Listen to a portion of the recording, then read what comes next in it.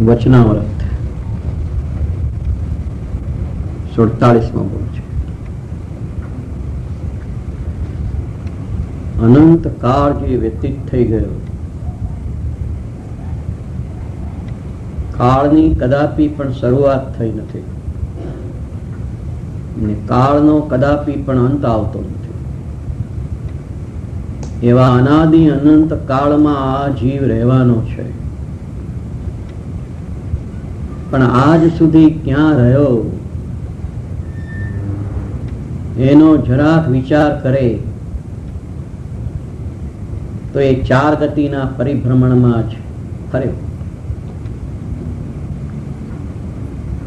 મનુષ્ય ભવ કર્યા એના કરતા અસંખ્ય ભવ નારકીના કર્યા. હવે મનુષ્ય ભવ તો કોઈ વાર એક દિવસનો કર્યો કે એક કલાકનો પણ કર્યો, અરે જન્મ્યો ને તરત મર્યો અને માતાના ગર્ભમાં રહ્યો અને એમને જ ત્યાંથી મૃત્યુ પામ્યો. એ બધા મનુષ્ય ભવમાં આવી.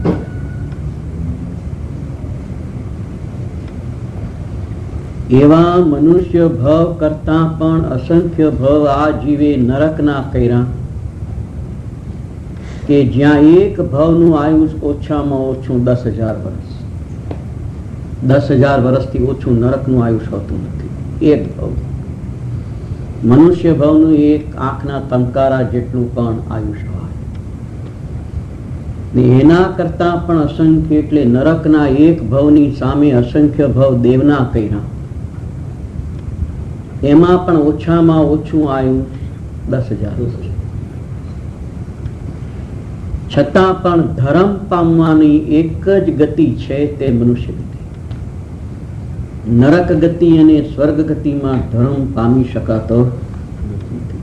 પામે ખરા, પણ એમાં અનંતો પુરુષાર્થ જોઈએ. કારણ કે નરકમાં એકલી પ્રતિકૂળતા છે, એકલું દુઃખ દુઃખ દુઃખ દુઃખ દુઃખ. એક સમય માત્ર પણ સુખ નથી. તો એવા પ્રતિકૂળતામાં ધર્મ પામવું મુશ્કેલ પડ્યું. અને સ્વર્ગ ગતિમાં એકલી અનુકૂળતા છે કે જીવને આત્મા શું એ વિચારવાની પણ ફુરસત નથી. એક મનુષ્ય ગતિ એવી છે કે જીવ જો ધારે તો પુરુષાર્થ કરીને ધર્મ પામીને આગળ વધતા વધતા મોક્ષમાં જઈ શકે. પ્રથમ તો ધર્મ શું છે એ જ હજુ તો ખ્યાલમાં જીવોને આવતો નથી. જે ભાવે બંધ થાય એ ભાવે કદાપી પણ મુક્તિ મળે નહીં. જે ભાવે બંધન થાય એ ભાવે મુક્તિ કઈ રીતે મળે? પાપના ભાવે નરક અને તિર્યંચ ગતિ મળે અને પુણ્યના ભાવે મનુષ્યને સ્વર્ગ ગતિ મળે. પણ એ તો બંધન થયું. એનેથી કોઈ ધર્મ થતો તો એમ નિયમ થઈ જાય છે કે પાપ અને પુણ્યના ભાવથી ધર્મ ભાવ કંઈક જુદો છે. જે ભાવ ચાર ગતિમાં રખડાવે, જે શુભ ભાવ છે, દયા દાન વ્રત ભક્તિ પૂજાના ભાવ આવે છે, નથી આવતા એમ નહીં. પણ જરાક વિચાર કરીએ કે પુણ્ય ભાવ એ શુભ ભાવ મને ચાર ગતિમાંથી છોડાવે છે કે ચાર ગતિમાં રખડાવે છે? તે પાપ અને પુણ્યના બંને ભાવ જીવે કરવામાં પાછું વાળીને જોયું નથી. એક નથી કર્યો પોતાનો શુદ્ધ ભાવ. એ પુણ્ય ને પાપના ભાવથી રહિત પોતાનો શુદ્ધ ભાવ છે. એ શુદ્ધ ભાવ એટલે એકલા આત્માની અનુભૂતિ. નિર્મળાનંદ પ્રભુ પરમાત્મા અંદર જે ધ્રુવ તત્વ, જે પોતાનો નિજ આત્મા, બસ એની અનુભૂતિ જો થઈ ગઈ તો પ્રથમમાં પ્રથમ અનાદિ કાળથી નથી કર્યું એવી એક દશા પ્રગટ થઈ, જેને વાસ્તવિકપણે ભગવાને એને ધર્મ દશા કીધેલી છે. જેટલા જ્ઞાનીઓ થઈ ગયા, જેટલા કેવળીઓ થઈ ગયા, જેટલા સિદ્ધ થયા, એ બધા ધર્મ દશા પ્રગટ કરીને જ થયા. એટલા માટે તો શ્રીમદ કહે છે, એક હોય ત્રણ કાળમાં પરમાર્થનો પણ. મોક્ષનો પરમ અર્થ એટલે મોક્ષનો અર્થનો એટલે મોક્ષનો માર્ગ ફક્ત એક છે, અને તે છે શુદ્ધોપયોગ. પોતાના આત્માની અંદર લીન થઈ જવું, અતિન્દ્રિય આનંદનું વેદન કરી લેવું, આત્માની શાંતિનું વેદન કરી લેવું. હવે એક હોય ત્રણ કાળમાં પરમાર્થનો પંથ. તો શુભ ભાવ એક પ્રકારના છે કે અનેક પ્રકારના છે? નિયમ આપણે વિચારીએ તો શુભ ભાવ અનેક પ્રકારના છે. દયા પણ શુભ ભાવ છે, દાન પણ શુભ ભાવ છે, વ્રત પણ શુભ ભાવ છે. તો એમાંથી કયો એક મોક્ષ માર્ગ છે? એક જ કીધું છે મોક્ષ માર્ગ. તો શુભ ભાવ એક નથી, શુભ ભાવ તો અનેક પ્રકાર. એટલે જ્ઞાની એમ કહે છે કે શુભ ભાવ આવશે ખરો, પણ એ ધર્મ નથી. એ સ્વર્ગમાં લઈ જશે કે બહુ બહુ તો મનુષ્યમાં લઈ જશે, પણ નિયમથી પાછો જેટલા સ્વર્ગમાં ગયા આત્માના અનુભવ વગર, શુભ ભાવ કરીને જેટલા સ્વર્ગમાં ગયા, ત્યાં ઈર્ષાથી દેવો એકબીજાની ઈર્ષાથી એવા બળી જળી રહ્યા છે કે અંતરંગમાં તો એકલું પાપ જ બંધાય છે. એકલી ભોગ, એકલા અનુકૂળ સંયોગોમાં ભોગ સામગ્રીમાં જ પડેલા છે. તો વર્તમાનમાં થતો શુભ ભાવ કદાચ આપણને સ્વર્ગમાં લઈ જાય તો ત્યાં જઈને શું કરશું? ત્યાં જઈને પણ એવા અંદર આપણે પરિણામમાં પડી જઈશું કે જેથી કરીને લગભગ નિયમથી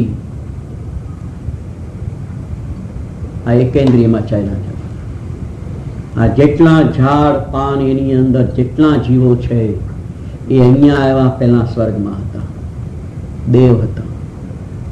શું સ્થિતિ થઈ ગઈ આજે? કેમ એવી સ્થિતિ થઈ કે ધર્મ ન પામ્યો? અને ધર્મ ક્યાંય બહાર નથી, ધર્મ કોઈ શરીરની ક્રિયામાં નથી. શરીરની ક્રિયામાં ધર્મ હોય તો આજકાલ તો પૂતળા પણ જાણે માણસ જેવા બને છે, હાલતા ચાલતા બોલતા. એને ધર્મ થઈ જાય જો શરીરની ક્રિયામાં ધર્મ હોય તો શરીરની કોઈ ક્રિયામાં ધર્મ નથી. ધર્મ જીવની અંદર પોતાના ભાવમાં ધર્મ છે. તો ભાવ તો ત્રણ જાતના છે. એક અશુભ ભાવ છે, હિંસા, જૂઠ, ચોરી. એની તો વાત જ નથી કરવાની. જે અત્યારે આ સ્થિતિ ઉપર આવ્યો છે એ તો પરજીવોની હિંસા તો કરે નહીં, જૂઠું તો બોલે નહીં, ચોરી કરે નહીં, એની તો વાત જ નથી. પણ ખાવું, પીવું, હરવું, ફરવું, સિનેમા જોવા, ટીવી જોવા, એ બધા અશુભ ભાવ છે. એમાં ક્યાંય શુભ ભાવ નથી. તો એ તો ધર્મ છે જ નહીં. પણ અંદર જે દયા, દાન, વ્રત, ભક્તિ, પૂજાના, શાસ્ત્ર વાંચન, ચિંતન, પઠન, મનન, સમજવાના જે ભાવ ઉત્પન્ન થાય છે એ પણ શુભ ભાવ છે. એ પણ સંસારમાં લઈ જનારા છે. તો જે ભાવે સંસારનો બંધ પડે એ ભાવે જીવ કદાપી પણ મુક્ત થાય નહીં. તો મુક્ત થવાનો એક ભાવ અંદર જુદો રહી ગયો, તે છે શુદ્ધ ભાવ. એક જીતે જોઈએ તો પાપ અને પુણ્ય બંને અશુદ્ધ ભાવ છે. બંને અશુદ્ધ ભાવ છે. અશુદ્ધ ભાવ કેમ કીધા? કારણ કે બંને સંસારમાં રખડાવનારા ભાવ હોવાથી બંને અશુદ્ધ ભાવ છે. પણ પોતાના આત્માનું જે કલ્યાણ કરવા માંગે છે, હરે અનાદિ કાળથી આત્માને મારી નાખ્યો છે. ક્ષણ ક્ષણ ભયંકર ભાવ મરણે કાહો રાચી રહો. કે છે ને કે બહુ પુણ્ય કેરા પુંજ થી શુભ દેહ માનવ નો મળ્યો. શ્રીમદ એમ કહે છે કે આ માનવ દેહ મળ્યો એ તો ઊંચામાં ઊંચું પુણ્ય છે. દેવો પણ મનુષ્ય ભાવને ઝંખે છે. દેવોને સ્વર્ગ ગતિ ગમતી નથી, કારણ કે જાણે છે કે અમારે અહીંયા આગળ ધર્મ પ્રાપ્ત થઈ શકે એવો કોઈ દેવ કેવળ જ્ઞાની થયા નથી, કોઈ નારકી કેવળ જ્ઞાની થયો નથી, કોઈ તિર્યંચ કેવળ જ્ઞાની થયો નથી. કેવળ જ્ઞાની થયા હોય તો મનુષ્યો કેવળ જ્ઞાની થયા છે. તો ઊંચામાં ઊંચી ધર્મ દશા મનુષ્ય પર્યાયમાં પ્રાપ્ત થાય છે, મનુષ્ય યોનિમાં પ્રાપ્ત થાય છે. એટલા માટે તો શ્રીમદે કીધું કે બહુ પુણ્ય કેરા પુંજથી શુભ દેહ માનવ નો મળ્યો, તો એ અરે ભવ ચક્ર નો ફેરો નહીં તૂટે. કેમ નથી? એમ એકે એક જ્ઞાનીઓના એક વાક્યની અંદર પણ જો જીવ ઊંડો ઉતરી જાય તો બસ છે. શ્રીમદ કહે છે કે જ્ઞાનીના એક વાક્યમાં અનંત આગમ સમાયેલા છે. સર્વજ્ઞની ઓમકાર ધ્વનિ આખી એક જ્ઞાનીના વાક્યમાં સમાઈ ગયેલી છે. ખોજે તે પાવે, જે પોતે ખોજ કરે, આત્માની ખોજ કરે તે પાવે, અને વાદી મરે. જે વાદ વિવાદ કરે એને આત્માની ખોજની કોઈ દરકાર. કારણ વાદ વિવાદ કરવા કરતી વખતે એ આત્માની ખોજ એની ચાલતી નથી. અને ખરેખર જીવનની અંદર શોધવા જેવી જો વસ્તુ હોય તો આ એક જ છે. ઘરમાં 10 લાખનો હીરો ખોવાઈ ગયો હોય તો સવારથી સાંજ સુધી ધમ પછાડા કરે, અરે ક્યાં ગયો છે, ક્યાં મૂક્યો છે, કોણ લઈ ગયું છે. આખો દિવસ ખાવામાં પણ એનું ચેન ન પડે, પીવામાં પણ ચેન ન પડે. કોઈ 2 માણસ બેસવા આવ્યા હોય તો એમ લાગે કે આ ન આવ્યા હોત તો સારું થાત, મારે મારો હીરો શોધવો. અરે આ અનાદિથી આ ચૈતન્ય હીરો ખોવાઈ ગયો છે, પણ એને ખબર જ નથી કે હું ચૈતન્ય હીરો છું ને હું એને ખોઈ બેઠો છું, એને ખ્યાલ નથી. એટલે એને ખોદવાનો, એને શોધવાનો એ પ્રયત્ન કરતો. અરે પેલો 10 લાખનો હીરો તો પુણ્ય હશે તો આપોઆપ આવીને ઉભો રહેશે. એ કઈ પોતાના પુરુષાર્થથી હાથમાં નહીં આવે. પૂર્વના જો પુણ્ય ઉદયમાં આવી ગયા તો એ હીરા માણેકના ઢગલા થઈ જશે. પૂર્વના પાપ જો ઉદયમાં આવી ગયા તો હીરા માણેકના ઢગલા હશે એ રાખ થઈ જશે. એમાં વર્તમાન પુરુષાર્થ જીવનો કોઈ કામ કરતો. પૂર્વના ઉદય અનુસાર સંયોગો. સ્વર્ગની અંદર હીરા માણેકમાં ઓછો આયલોટો છે. આજે સ્ફટિક મણીના મહેલો, અહીંયા તો એક આટલું સ્ફટિક મણી લેવા જઈએ જો સાચું શુદ્ધ તો કરોડો રૂપિયાનું કામ. તો સ્ફટિક મણીના મહેલો ને હીરા માણેક થી મળેલા પલંગો, એની અંદર હજારો, 10,000 શું પણ લાખો કરોડો વર્ષ એક જ ભાવમાં કાઢ્યા. જગતની એક પણ ચીજ બાકી નથી રાખી આ જીવે ભોગવવાની. જો બાકી રાખી હોય તો પોતાનો આત્મા ભોગવવાનો બાકી રાખ્યો છે. એવો અંદર અરે ગુરુદેવ તો એમ કહેતા કે અરે રે, એક ઘરનું માણસ મરી જાય તો આમ ચોધાર આંસુએ રડે છે. એક થોડી ઘણી પ્રતિકૂળતા આવી જાય તો આમ ચોધાર આંસુએ રડે છે.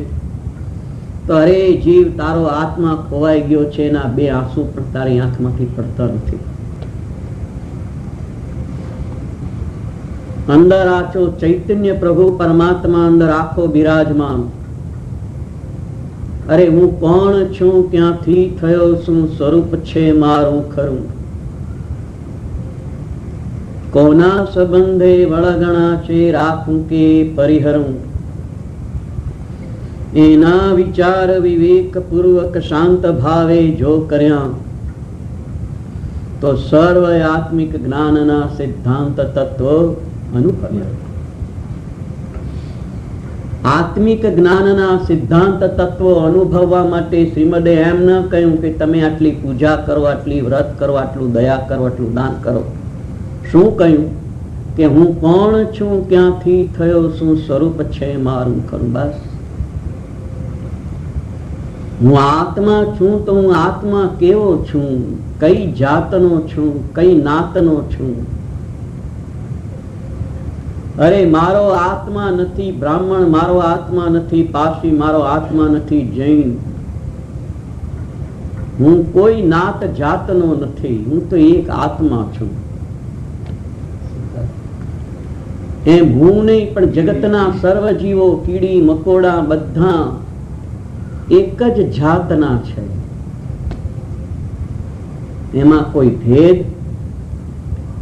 સર્વાત્મામાં સમદ્રષ્ટિ દ્યો, શ્રીમદ કહે છે સર્વાત્મામાં સમદ્રષ્ટિ દ્યો. એનો અર્થ એમ નહીં કે બ્રાહ્મણ ને હરિજન ને મુસલમાન ની એક સરખા ગણો, એમની શરીરની વાત નથી.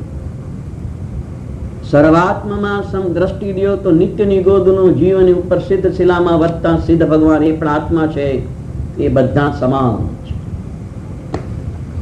એવો અત્યારે પણ પોતાનો આત્મા સિદ્ધ સમાન સદાપદ મેરો. શ્રીમદ એમ કહે છે કે જે સ્વરૂપ સમજ્યું, હું કોણ છું, ક્યાંથી થયો, શું સ્વરૂપ છે મારું ખરું, એ સ્વરૂપ શ્રીમદે આત્મસિદ્ધિની પહેલી ગાથામાં કીધું કે જે સ્વરૂપ સમજ્યા વિના પામ્યો દુઃખી અનંતા. દેવગુરુ શાસ્ત્રને સમજ્યા વિના અનંત દુઃખ નથી પામ્યો, પણ પોતાના સ્વરૂપ સમજ્યા વિના અનંત દુઃખ પામ્યો છે. સ્વરૂપ કીધું. સ્વ એટલે પોતાનું રૂપ, એટલે પોતાના આત્માનું રૂપ સમજ્યા વિના પામ્યો દુઃખ અનંત. એ અનંત નો અર્થ શું છે કે કાળ અપેક્ષાએ અનાદિકાળથી જીવ દુઃખી જ રહ્યો છે, કદાપી પણ સુખ પામ્યો. આત્માના આનંદ વગર બધા સુખને પણ સુખ કહેવાતું નથી, એ બધા દુઃખ જ છે. જ્ઞાનીનું એક વાક્ય પણ ખોટું ન હોય. જે સ્વરૂપ સમજ્યા વિના પામ્યો દુઃખ અનંત. ને હવે જો જીવ એમ માને કે ના ના ભાઈ અમને તો આત્માનું સ્વરૂપ સમજાયું નથી પણ અમે તો સુખી છીએ, તો એ જ્ઞાનીના શબ્દોની વિરાધના છે. જ્ઞાનીના શબ્દોની આરાધના. જ્ઞાની એમ કે છે કે ભાઈ તું તારા આત્માને પ્રાપ્ત કર્યા વગર દુઃખી દુઃખી દુઃખી દુઃખી દુઃખી થઈ રહ્યો છો. ને જીવ એમ માને છે કે ના પ્રભુ તમે કયો છો એવું તમને નથી લાગતું, અમે તો સુખી છીએ. તો એ જ્ઞાનીની વિરાધના થઈ કે નહીં, જ્ઞાનીનો અનાદર થયો કે નહીં. અને પામ્યો દુઃખ અનંત. અનંત કહેતા દરેક સમયે અનંત દુઃખ પામ્યું.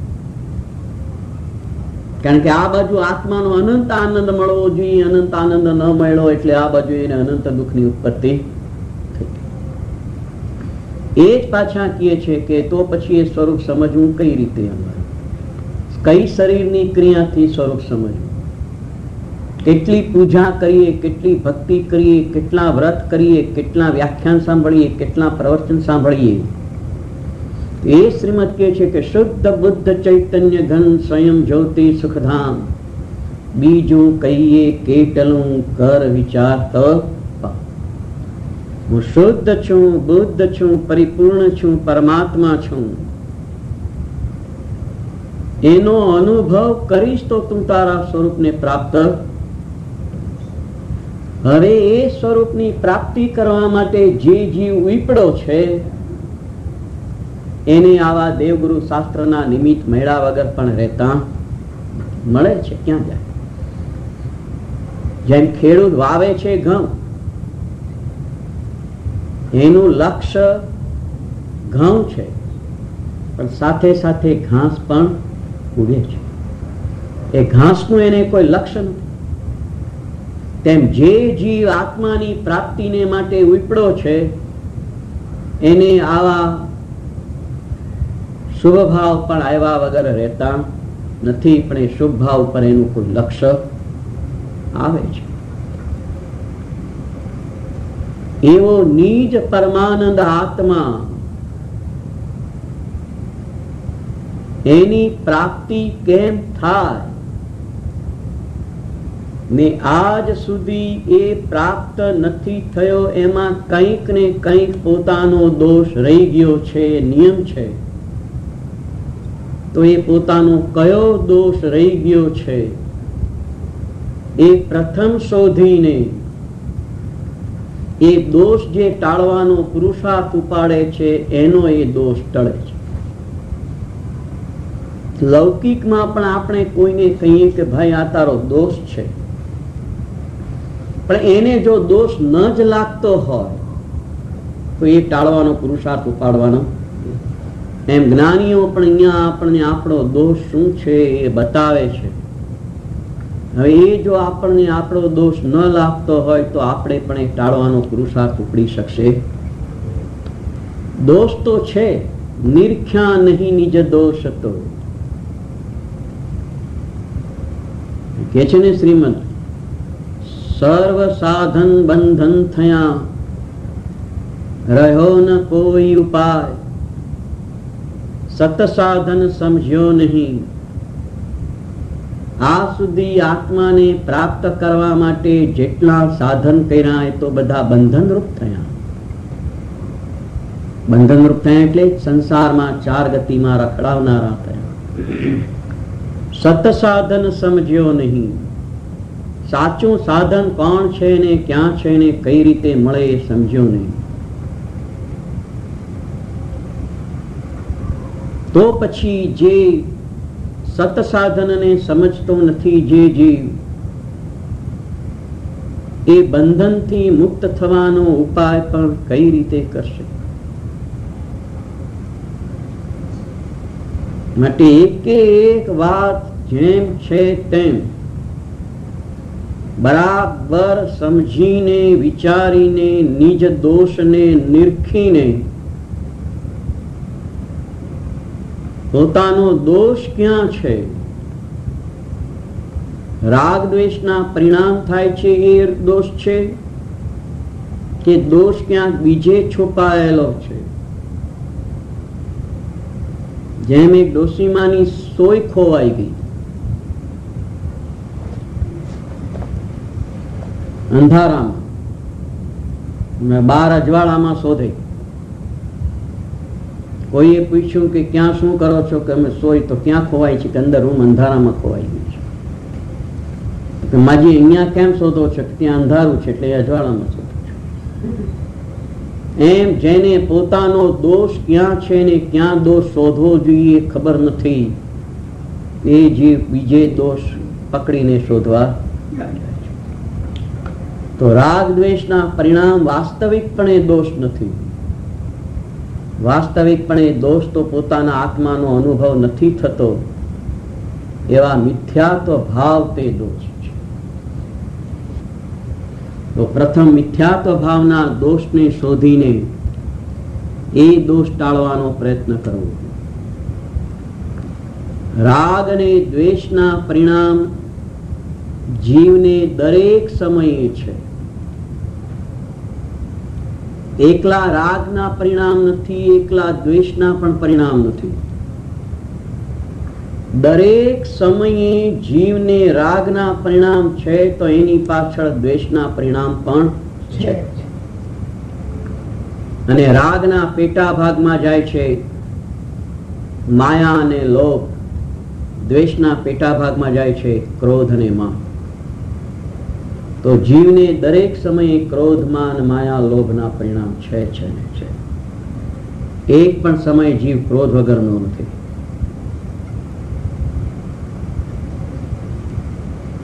તો ક્રોધ, માન, માયા, લોભ, રાગના પરિણામ જે સમયે આપણને એક વસ્તુ પ્રત્યે રાગ છે તો એનાથી વિરુદ્ધ પણ સંયોગ છે ખરો. કોઈ દિવસ સંયોગ એક પક્ષી ન હોય. દાખલા તરીકે પૈસાનો સંયોગ તો એનાથી વિરુદ્ધ સંયોગ પૈસાના અભાવનો સંયોગ. તો જેને પૈસા પ્રત્યે રાગ છે એને પૈસાના અભાવનો તે સમયે દ્વેષ છે. જેને પુત્ર પ્રત્યે રાગ છે તે જ સમયે એને પુત્રના અભાવરૂપ દશાનો દ્વેષ છે. તો રાગની સાથે અંદર લબ્ધરૂપ દ્વેષ પડેલો છે. જે મિત્ર પ્રત્યે આપણને રાગ છે તે જ સમયે એ મિત્રના શત્રુ પ્રત્યે આપણને દ્વેષ છે. એટલે કોઈ કહે કે અમને રાગ છે પણ દ્વેષ નથી, બને નહીં. કારણ કે જગતની અંદર જેટલા પદાર્થો છે એ કોઈ એક પક્ષી નથી, બધા પ્રતિપક્ષ સહિત છે. તો એક પક્ષનો જો રાગ છે તો બીજા પક્ષનો નિયમથી દ્વેષ છે. હવે રાગ દ્વેષના પરિણામથી મુક્ત થવું હોય તો એક જ રસ્તો છે કે રાગ દ્વેષ રહિત પોતાનો અત્યારે પણ પ્રભુ પરમાત્મા છે.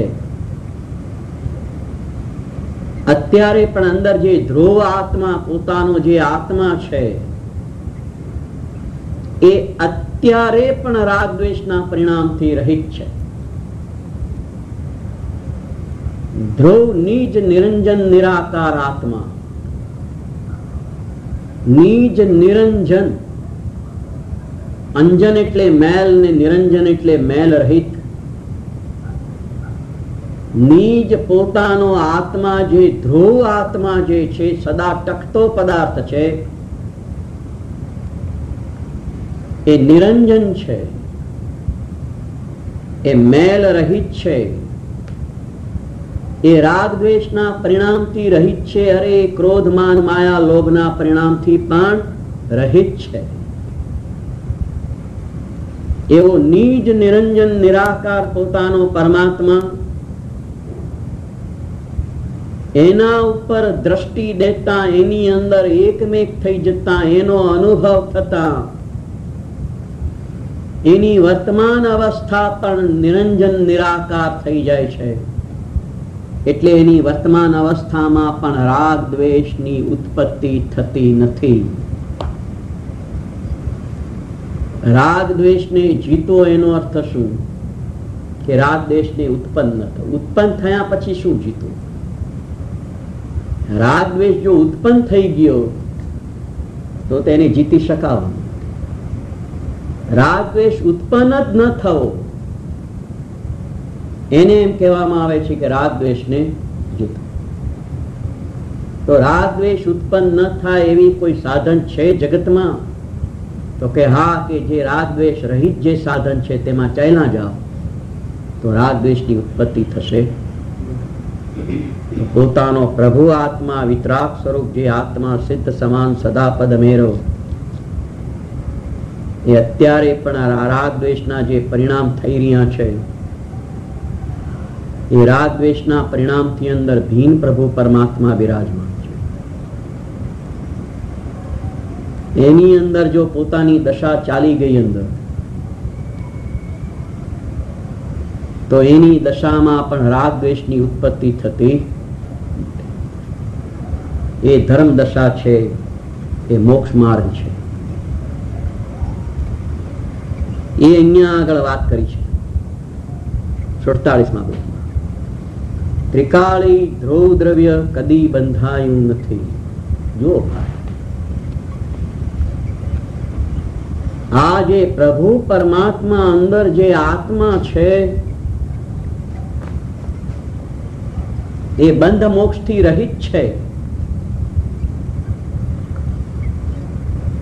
તો બંધ ને મોક્ષ ક્યાં છે? તો કે એની અવસ્થામાં બંધ ને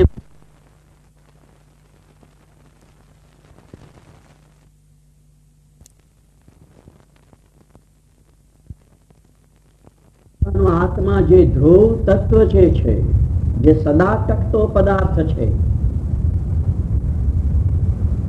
એ કદાપી બંધાયો નથી. તો બંધાયો નથી તો એ મુક્ત પણ થતો નથી. એટલા માટે તો શ્રીમદ કહે છે કે આત્માનું મોક્ષ થતો નથી પણ મોક્ષ સમજાય છે. આત્માનો મોક્ષ થતો નથી, મોક્ષ પર્યાયમાં થાય છે, એની અવસ્થામાં મોક્ષ થાય છે.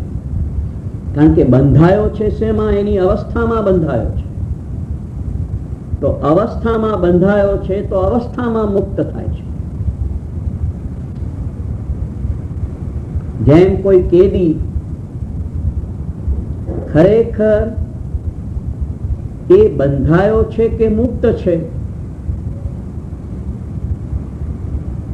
તો એ મનુષ્ય તરીકે નથી બંધાયો, પણ એની વર્તમાન જે ગુનો કર્યો છે એને કારણે બંધાયો છે. મનુષ્ય તરીકે તો મુક્ત છે. જેવા વિચારો એ મુક્ત હતો, બંધાયો નહોતો, બેડી નહોતી, ત્યારે જે મનુષ્ય હતો એવો જ મનુષ્ય જેલમાં જઈને એમ નથી માનતો કે હું મનુષ્ય મટી ગયો, મનુષ્ય તો છું. તો પાછો મુક્ત થાય તો મનુષ્ય જ રહ્યો. એમ આત્મા એની દશામાં બંધાય છે ને મુક્ત થાય છે.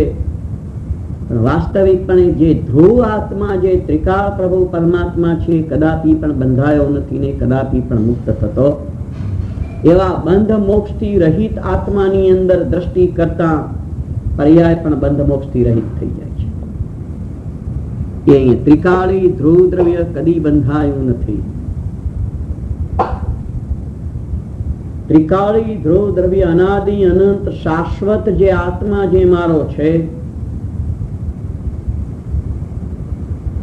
આત્મા ને પાછો બંધાયો છે તો કે પર્યાયમાં બંધાયો છે ને ધ્રુવ તત્વમાં બંધાયો નથી. એ કઈ રીતે? તો જગતનો કોઈ પણ પદાર્થ, હવે આત્માને સમજવા માટે બીજો કોઈ પણ એક પદાર્થ લઈએ તો સમજાશે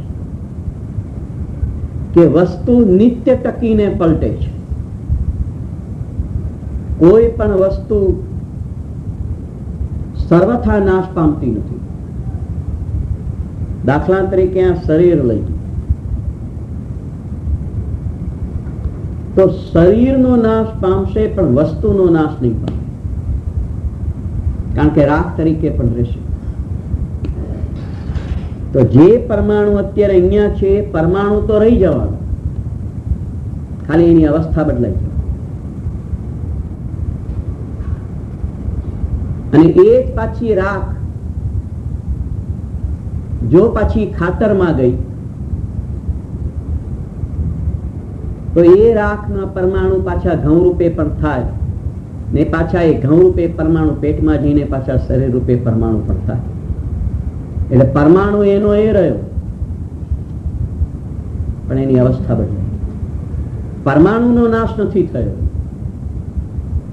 એમ આત્માનો નાશ થતો નથી, એની અવસ્થા બદલાયા. એ અહીંયા કે છે કે ત્રિકાળી ધ્રુવ કદી બંધાયું નથી. એને માટે શ્રીમદે બહુ સરસ કીધું છે,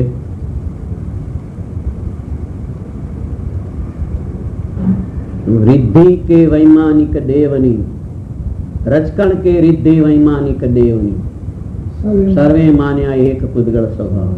એક નાનો રચકણ હોય કે સ્વર્ગનો વૈમાનિક દેવ હોય એટલે વૈમાન હોય, એમાં કઈ ફેર દેખાતો નથી, બધા પૂતગળ છે. એટલા માટે શ્રીમદ કહેતા હતા અમને હીરો પર્યાયમાં હીરો દેખાય છે પણ એનો ત્રિકાળ તો અમને પરમાણુ ધૂળ સમાન જ છે.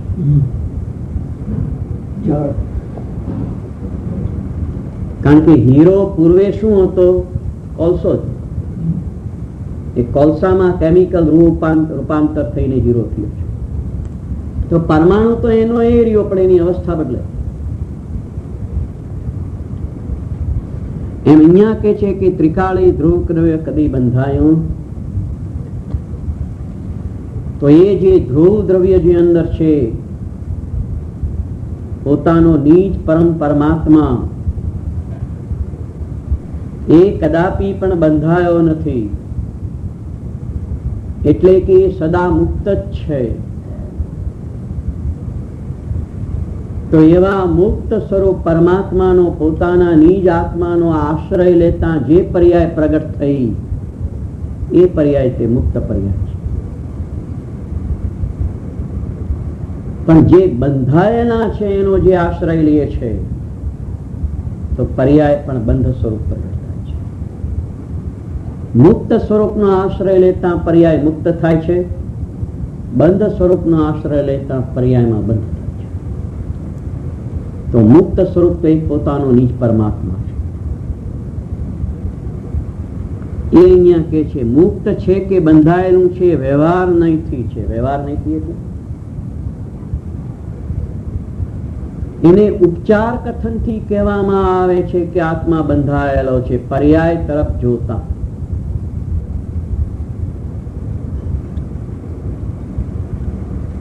કોઈ પણ પદાર્થ એની પર્યાયથી કહો તો વ્યવહાર નહીંથી છે, ઉપચારથી છે. ને એના મૂળ સ્વરૂપે જુઓ તો એ નિશ્ચય નહીં છે. જૈન દર્શનની અંદર વ્યવહાર નહીં અને નિશ્ચય નહીંની મુખ્યતા હોય છે. એને વર્તમાન અવસ્થાએ જુઓ તો એ વ્યવહાર નહીંથી એ વસ્તુને જુઓ, ને એની ત્રિકાળ અવસ્થાથી જુઓ તો એ વસ્તુ નિશ્ચય નહીંનો વિષય થઈ ગયો છે. દાખલા તરીકે આ જગતના શાસ્ત્ર છે તો આ પૂતગળ પરમાણુની અત્યારે વર્તમાન અવસ્થા છે, તો એ વ્યવહાર નહીં થઈ ગયો. પણ એક એક પરમાણુ છે જે કદાપી નાશ પામતો નથી, એ દ્રષ્ટિથી આને જુઓ તો નિશ્ચય નથી. એમ અત્યારે રાગ દ્વેષના પરિણામ, શુભાશુભ ભાવના પરિણામ, પુણ્ય પાપની ઉઠતી વૃત્તિઓથી જુઓ આત્માને તો બંધાયેલો છે. પણ એને અત્યંત ગૌણ કરી એવા શુભાશુભ ભાવ અને શુભાશુભ પુણ્ય પાપની વૃત્તિ તરફ નજર ન નાખતા અંદર શુદ્ધ બુદ્ધ ચૈતન્ય ઘન પ્રભુ પરમાત્મા છે એને જોવા જઈએ તો એ બંધાયેલો.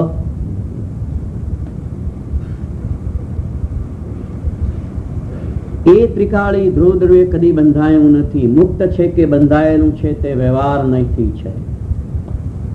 એ તો ખાલી પર્યાયની વર્તમાન અવસ્થાની અપેક્ષાએ એ બંધાયેલો છે અથવા તો મુક્ત છે. આત્મા તો એ બધાથી રહિત છે. જેમ કરોળિયો લાળમાં બંધાયેલો છે, જે છૂટવા માગે તો છૂટી શકે છે. એ લાળ કોની છે? કરોળિયાની. લાળ કંઈ બીજાની નથી, લાળ પણ પોતાની છે. છતાં કરોળિયાને સ્પષ્ટ ખ્યાલ છે કે આ મારી લાળ હોવા છતાં પણ હું એનાથી જુદો છું, ને મારે જ્યારે એનાથી છૂટવું હોય ત્યારે હું છૂટી શકું છું. એવો એને વિનય અને વિવેક વર્તે છે. તેમાં રાગ દ્વેષના જેમ લાળ તો છે કરોળિયાની પોતાની, છતાં એ લાળથી કરોળિયો જુદો છે કે લાળ અને કરોળિયો એકમેક છે? જુદો છે. એમાં રાગ દ્વેષના પરિણામ, શુભાશુભ ભાવના પરિણામ એ છે મારી લાળ,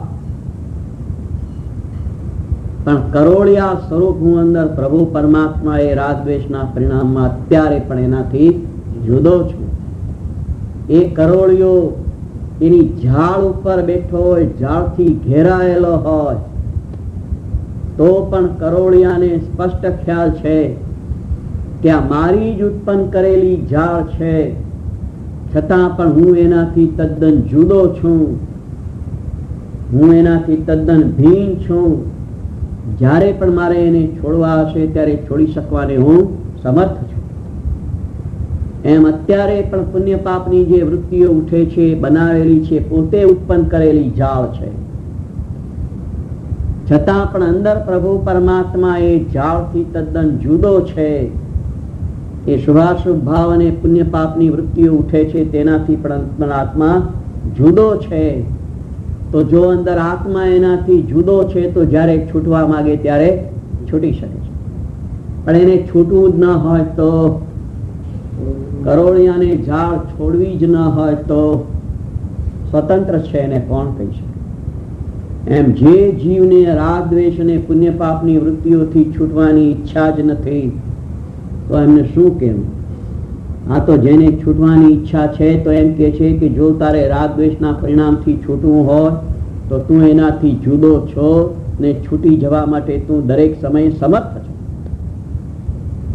જ્યારે છૂટવામાં ત્યારે છૂટી શકે છે. એક બીજું એ રાગ દ્વેષ એ કરોળિયાનું ઝાડ, કરોળિયો એનાથી જુદો થઈ જાય તો ઝાડનો નાશ નથી થતો, ઝાડ તો ઊભી રહી પણ પોતે જુદો પડી. એમ રાગ દ્વેષના પરિણામથી એક વખત જો જીવ જુદો પડે તો રાગ દ્વેષના પરિણામ ઉભા રહેશે, પણ એ રાગ દ્વેષના પરિણામથી અંદરમાં જુદો પડી.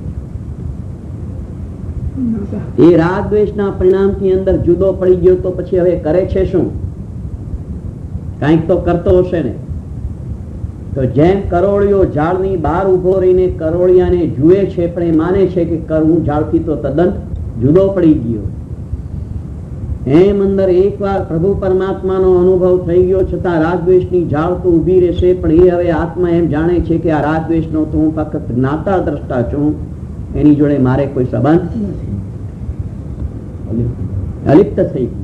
જેમ જળ કમળવત, કાદવમાં કમળ હોવા છતાં પણ કાદવ કમળને અડતું નથી, કમળ એમ જ અનુભવે છે કે કાદવમાં હું પડ્યો હોવા છતાં પણ હું એનાથી જુદો છું. એમ રાગ દ્વેષથી એક વખત જો પોતાના આત્માને જો જુદો તારવી લે, અનુભવથી તરવા, એમ બોલવાથી સાંભળવાથી એ આત્મા જુદો તરવાતો. સાકર ગળી છે, સાકર ગળી છે 50 વાર બોલીએ તો પણ સાકર ગળીનો અનુભવ થતો નથી, ને લખીએ 1000 વાર કે લાખ વાર કે કરોડ વાર તો પણ સાકર ગળી છે એનો અનુભવ થતો. હું આત્મા રાગદ્વેષથી જુદો છું, રાગદ્વેષથી જુદો છું, રાગદ્વેષથી જુદો છું, એમ બોલ્યા જ કરીએ ને, એમ સાંભળ્યા જ કરીએ ને, એમ લખ્યા જ કરીએ ને, એમ વિચાર્યા જ કરીએ તો પણ આત્માનો અનુભવ થતો. આત્માનો એક વખત અનુભવ કરવો. 1 કરોડ વર્ષ સુધી લખે કે સાકર ગળી છે તો પણ અનુભવ નહીં થાય, અનુભવ એક સમય માત્રમાં થઈ જશે. એમ કોટી વર્ષનું સ્વપ્ન પણ જાગ્રત થતા સમાન, કરોડ વર્ષનું સ્વપ્ન પણ એને જાગવા માટે બીજા કરોડ વર્ષ ન લાગે. એમ અનાદિ કાળની આત્માની પ્રાપ્તિ કરવાનું એક સ્વપ્ન આપણે સેવું છે, પણ હજુ સ્વપ્નમાં જ રાચીએ છીએ. જો અનુભવ થાય તો એક ક્ષણ માત્રમાં એ અનુભવ. એમ જેને પોતાના આત્માનો જે રાગ દ્વેષના પરિણામથી તદ્દન જુદો ભિન્ન આત્મા અત્યારે પણ છે, એ ત્રિકાળી ધ્રુવ તત્વ અત્યારે પણ બંધાયેલું નથી. જેવા સિદ્ધ ભગવાન અત્યારે છે એવો જ હું અત્યારે દ્રવ્ય સ્વભાવે નિત્ય બિરાજમાન અંદર બેઠેલો છું.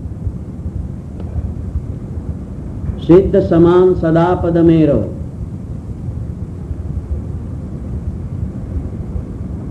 મારી દશામાં સિદ્ધ દશા નથી. સિદ્ધ ભગવાન તો દ્રવ્યે પણ સિદ્ધ, ગુણે પણ સિદ્ધ ને પર્યાયે પણ સિદ્ધ. જ્યારે અત્યારે હું દ્રવ્યે સિદ્ધ, ગુણે સિદ્ધ, પણ પર્યાયે સિદ્ધ. તો અત્યારે પણ સિદ્ધ સમાન છું અંદર, દ્રવ્ય ને ગુણે હું અત્યારે સિદ્ધ સમાન છું. તે એવા સિદ્ધ પરમાત્માના દર્શન કરવા, એ 5 ઇન્દ્રિયોથી દર્શન નહીં થાય, કારણ કે આત્મા 5 ઇન્દ્રિયોનો વિષય નથી. તો બહુ મજા આવી જાય. એ મનનો વિષય નથી. મનના ગમે તેટલા આમળા ઉભા કરે તો પણ આત્મા મનનો વિષય નથી. આત્મા મનાતીત છે તો એનો અનુભવ પણ મનાતીત છે, મનની પેલે પાર. એવો એકવાર આત્માનો જો અનુભવ થઈ જાય તો એ રાગ દ્વેષના પરિણામની ઝાડ હોવા છતાં પણ એ એનાથી ભિન્ન અનુભવે છે, અને રાગ દ્વેષના પરિણામ એ મારું સ્વરૂપ નથી. એટલે રાગ દ્વેષના પરિણામનો એ સ્વામી થતો નથી, એનો એ પોતે સત્તાધીશ થતો નથી. એટલે રાગ દ્વેષના પરિણામનો એ કર્તા પણ થતો અને જ્ઞાતા રહી જાય છે. એને જાણવું એ મારું સ્વરૂપ છે, રાગ દ્વેષના પરિણામને કરવું એ મારું સ્વરૂપ નથી. તો આત્મા વિકલ્પોથી શૂન્ય છે. નિર્વિકલ્પો અહમ. જેટલા વિકલ્પો જેટલા થાય છે, જેટલી વિચારધારાઓ થાય છે, એનાથી અત્યારે પણ આત્મા શૂન્ય છે. તો આત્મા શૂન્ય છે તો પછી આત્મા શું કોઈ પોકળ વસ્તુ છે? ના, આત્મા જ્ઞાનથી પરિપૂર્ણ ભરેલો છે. કેવળ જ્ઞાન સ્વરૂપ અત્યારે પણ આત્મા છે. તો આત્માનું કાર્ય ફક્ત જાણવું એ આત્માનું કાર્ય છે. બાકી રાગ દ્વેષના પરિણામની વૃત્તિ ઉઠાવવી એ આત્માનું કાર્ય નથી. એવા જ્ઞાતા દ્રષ્ટા આત્માનો જેને અનુભવ થઈ જાય છે, એમ કે છે જેમ કરોળિયો લાળમાં બંધાયેલો છે, છૂટવા માગે તો છૂટી શકે છે. જેમ ઘરમાં રહેતો માણસ અનેક કાર્યોમાં, ઉપાધિઓમાં, જંજાળમાં ફસાયેલો છે પણ માણસ તરીકે છૂટો છે. આપણે ઘરમાં હોઈએ, ગમે તે જંજાળમાં હોઈએ તો એ જંજાળની જોડે આપણે એકમેક થઈ ગયા કે જંજાળથી હું છૂટો છું? ધ્યાન રાખવા જોઈએ છે. દ્રષ્ટાંત, સિદ્ધાંત નથી. દાખલા તરીકે રસોઈ કરવાની જંજાળ હોય તો આપણે પૂરી તળતા હોય તો તાળવામાં આપણે પડવું પડે. તો માણસ તરીકે તો એ જંજાળથી હું છૂટો છું. અથવા તો કોઈ શાસ્ત્ર વાંચતા હોઈએ તો શાસ્ત્ર વાંચવા માટે શાસ્ત્રની અંદર પ્રવેશી જવું પડે. તો માણસ તરીકે તો હું એનાથી છૂટો છું. એમ ઘરમાં અનેક જંજાળો હોય તો પણ મનુષ્ય તરીકે હું છૂટો છું. હું એની જોડે એકાકાર થઈ નથી ગયો. જો એકાકાર થઈ જાઉં તો મારું અસ્તિત્વ નથી. એ જંજાળો તો આવે છે ને જંજાળો તો જાય છે, પણ હું તો જ્યાં છું ત્યાંનો ત્યાં છું. જંજાળો આવી તો હું આવ્યો ને જંજાળો ગઈ એટલે હું ગયો એવો અનુભવ થતો. એવા તો કુટુંબમાં ઘણા દિવસના પ્રસંગો બનતા હશે કે પ્રસંગો આવે અને પ્રસંગો જાય, પણ પ્રસંગો આવવાથી હું આવ્યો નથી, પ્રસંગો જવાથી હું ગયો નથી. પ્રસંગો આવ્યા ને ગયા પણ હું તો જ્યાં છું ત્યાં ને ત્યાં છું.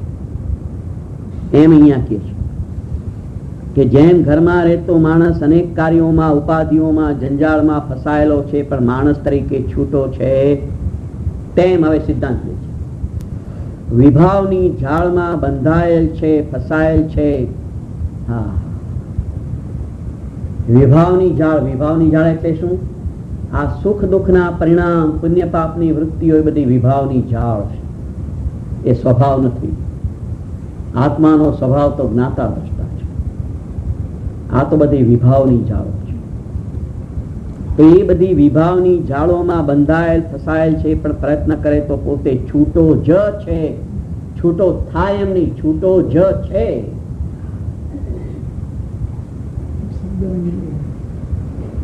પ્રયત્ન કરે તો છૂટો થાય એમ નહીં, છૂટો જ છે. એમાં રાગ દ્વેષના પરિણામ, સુખ દુઃખના પરિણામ, શાસ્ત્ર જ્ઞાનના પરિણામ, એ બધાથી આત્મા અંદર તદ્દન જુદો જ છે. આ જે વિચારધારાઓ જે બધી ચાલી રહી છે, મનના જે વિચારો ચાલી રહ્યા છે, એનાથી આત્મા પણ અત્યારે જુદો જ છે. એ તો બધી જંજાળ છે. આ સમજવું, સમજવાના ભાવ, એ તો બધી જંજાળ છે. જે ભાવમાં, જે વિકલ્પ દશામાં આત્મા સમજાય છે, એ વિકલ્પ દશા જંજાળ છે. જે અત્યારે આપણને ભાવમાં આત્માની થોડી ઘણી પણ સમજણ થઈ, એ વિકલ્પ દશા છે.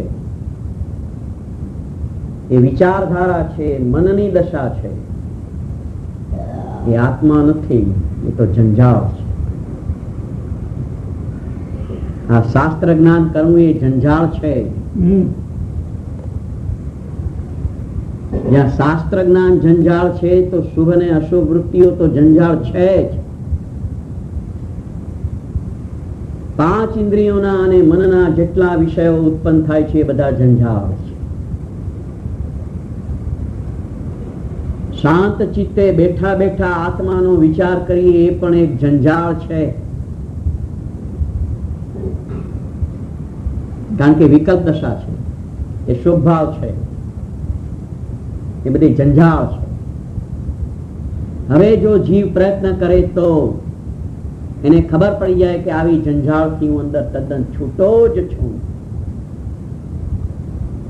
હવે છૂટો છે એને અનુભવવામાં શું વાંધો આવે? છૂટો કરીને અનુભવવો હોય તો જરાક તકલીફ પડે, પણ છૂટો જ છે અંદર.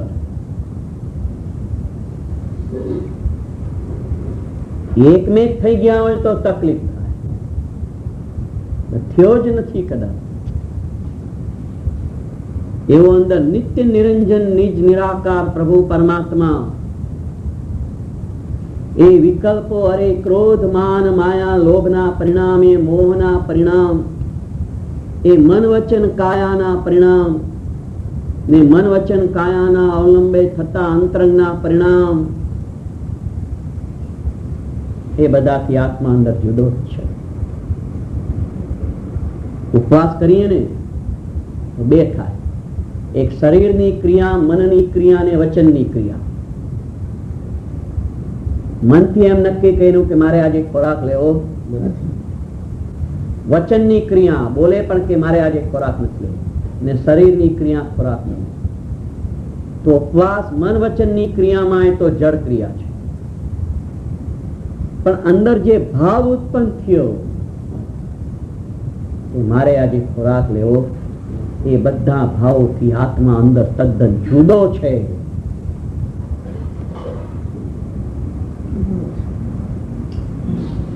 આ તો બધી જંજાળ છે.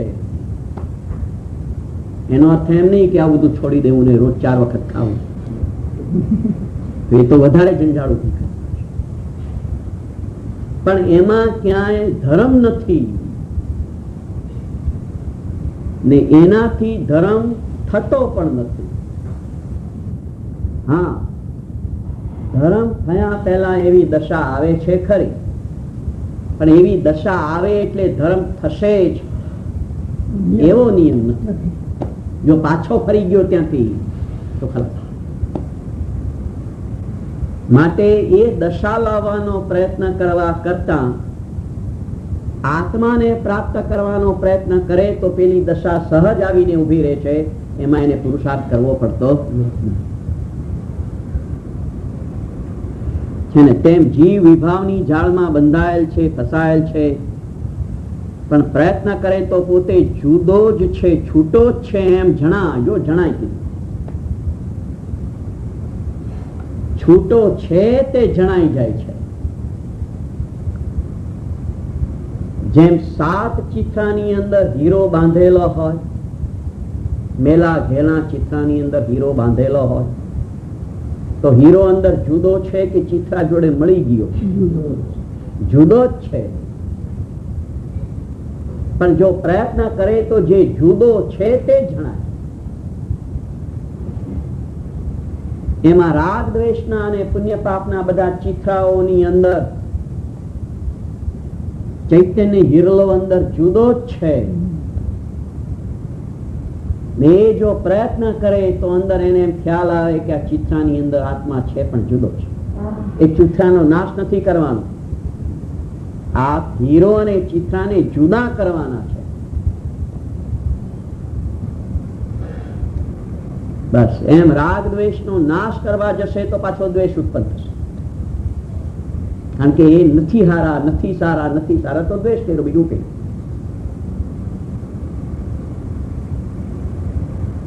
એમ અંદર ચૈતન્ય હિરલો અંદર તદ્દન જુદો જ છે. એ અનાદિ કાળથી રાગ દ્વેષના પડળની અંદર હોવા છતાં પણ એ રાગ દ્વેષ રૂપ થયો નથી.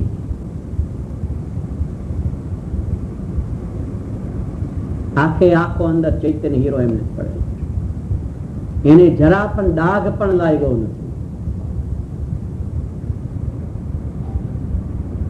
ચૈતન્ય પદાર્થ તો છૂટો જ છે. એ કેવો છે? એ ચૈતન્ય તો જ્ઞાન આનંદની મૂર્તિ, જ્ઞાયક મૂર્તિ છે. એ પ્રભુ પરમાત્મા જ્ઞાન અને આનંદની મૂર્તિ છે. મૂર્તિ કેમ કીધું?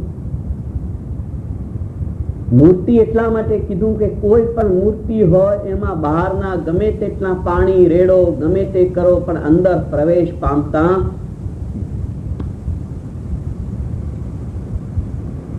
એમાં ચૈતન્ય જ્ઞાન અને આનંદની મૂર્તિ ઉપર ગમે તેટલા રાગ દ્વેષના પાણી રેડાય પણ એ અંદર પ્રવેશ પામતા નથી. એ ચૈતન્ય મૂર્તિ છે અંદર. એ પ્રભુ પરમાત્મા છે, પણ પોતે તો પોતાને ભૂલી ગયો છે.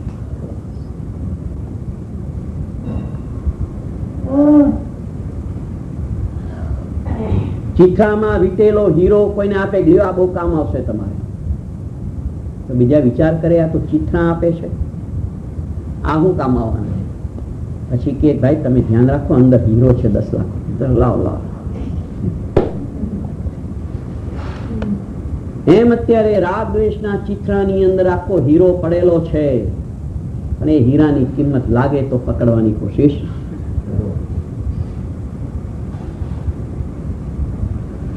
વિભાવની ઝાડ પાથરેલી છે, એ વિભાવની ઝાડમાં ફસાઈ ગયો છે, પણ છે અંદર જુદો. જેમ ચિત્રાની અંદર હીરો ફસાઈ ગયો છે પણ છે અંદર જુદો, એમ રાગ દ્વેષ અને પુણ્ય પાપની વૃત્તિઓની અંદર આત્મા ફસાઈ ગયો છે પણ છે અંદર જુદો. પણ પ્રયત્ન કરે તો છૂટો જ છે. જો એક વાર પ્રયત્ન કરે તો એને ખબર પડી જાય કે ઓહો ચૈતન્ય હીરો તો અત્યાર સુધી જુદો જ હતો, એક કોઈ દિવસ રાગ દ્વેષ જોડે એકમેક થયો તો દ્રવ્ય બંધાયેલ નથી. એવું આત્મ દ્રવ્ય જે છે એ કોઈ દિવસ બંધાયેલું નથી. એ તો અંદર તદ્દન છૂટું છે, મુક્ત છે. પ્રયત્ન કરે તો એ મુક્ત સ્વરૂપ આત્માનું જણાઈ જાય છે કે હું મુક્ત છું. આ કરવાનું છે. મનુષ્ય ભાવ આ કરવા માટે મળેલો છે, અને જો આ નહીં કરીએ તો મનુષ્ય નરદેહને હારી.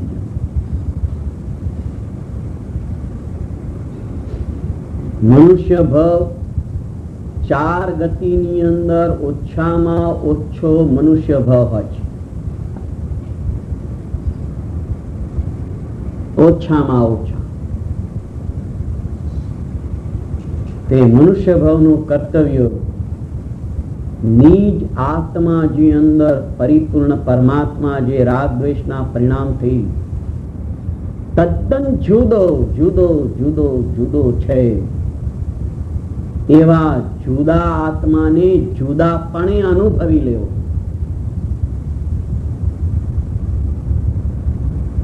એ કર્તવ્ય કરવા જોઈએ.